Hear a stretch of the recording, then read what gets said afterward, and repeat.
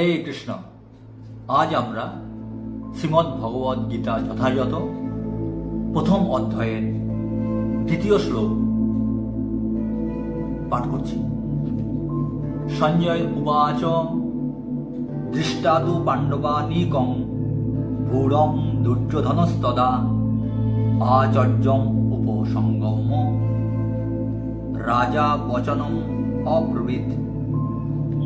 সঞ্জয় উবাচ, সঞ্জয় বললেন, দৃষ্টা মানে দর্শন করে, তু কিন্তু, পাণ্ডবানীকম পাণ্ডবদের সৈন্য, ব্যূঢ়ম সামরিক ব্যূহ, দুর্যোধন রাজা দুর্যোধন, তদা সেই সময়, আচার্যম দ্রোণাচার্য, উপসঙ্গম্য কাছে গিয়ে, রাজা রাজা, বচনম বাক্য, অব্রবৃত বলেছিলেন। অনুবাদ: সঞ্জয় বললেন, হে রাজন, পাণ্ডবদের সৈন্যসজ্জা দর্শন করে রাজা দুর্যোধন দ্রোণাচার্যের কাছে গিয়ে বললেন। তাৎপর্য: ধৃতরাষ্ট্র ছিলেন জন্মান্ধ। দুর্ভাগ্যবশত তিনি পারমার্থিক তত্ত্বদর্শন থেকেও বঞ্চিত ছিলেন। তিনি ভালোভাবে জানতেন যে ধর্মের ব্যাপারে তাঁর পুত্ররাও ছিল তাঁরই মতো অন্ধ, এবং তিনি নিশ্চিত ছিলেন যে তাঁর পাপিষ্ঠ পুত্রেরা পাণ্ডবদের সঙ্গে কোনো রকম আপোষ মীমাংসা করতে সক্ষম হবে না, কারণ পাণ্ডবেরা সকলেই জন্ম থেকে অত্যন্ত ধর্মপরায়ণ ছিলেন। তবুও তিনি ধর্মক্ষেত্র কুরুক্ষেত্রের প্রভাব সম্বন্ধে সন্দিগ্ধ ছিলেন। যুদ্ধক্ষেত্রের পরিস্থিতি সম্বন্ধে ধৃতরাষ্ট্রের এই প্রশ্ন করার প্রকৃত উদ্দেশ্য সঞ্জয় বুঝতে পেরেছিলেন। তাই তিনি নৈরাশ্যগ্রস্ত রাজাকে সাবধান করে দিয়ে বলেছিলেন, এই পবিত্র ধর্মক্ষেত্রের প্রভাবের ফলে তার সন্তানেরা পাণ্ডবদের সঙ্গে কোন রকম আপোষ মীমাংসা করতে সক্ষম হবে না। সঞ্জয় তখনই ধৃতরাষ্ট্রকে বললেন যে তাঁর পুত্র দুর্যোধন পাণ্ডবদের মহৎ সৈন্যসজ্জা দর্শন করে তার বিবরণ দিতে তৎক্ষণাৎ সেনাপতি দ্রোণাচার্যের কাছে উপস্থিত হলেন।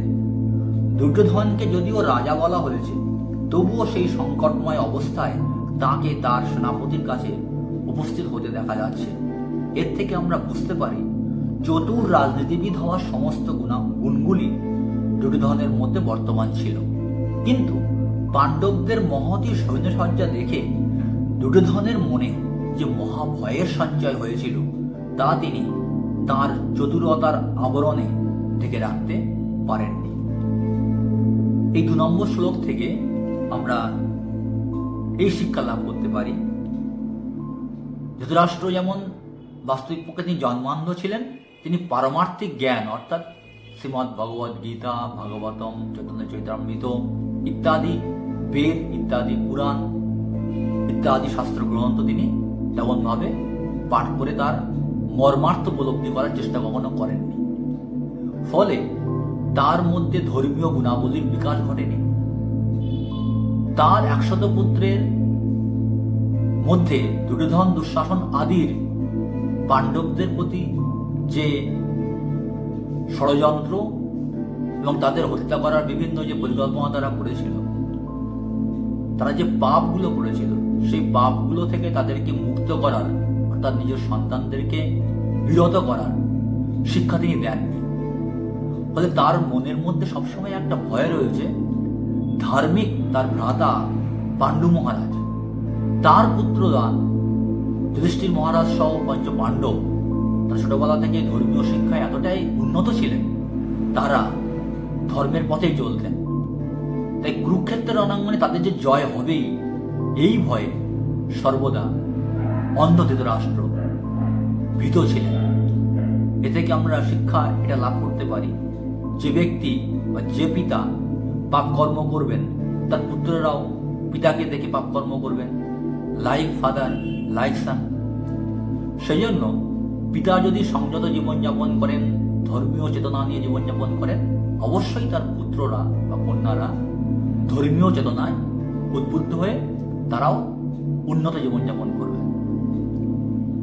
শ্রীমদ্ ভগবদ্ গীতা আমাদের শিক্ষা দেয়, যারা আমরা পিতা মাতা, অবশ্যই আমরা আমাদের সন্তানকে এই ভগবদ্গীতার শিক্ষায় শিক্ষিত করলে আমরা পিতামাতারাও শান্তি লাভ করতে পারব এবং পুত্র কন্যারাও ভবিষ্যতে একজন সুযোগ্য মানুষে পরিণত হতে পারবেন। হরে কৃষ্ণ।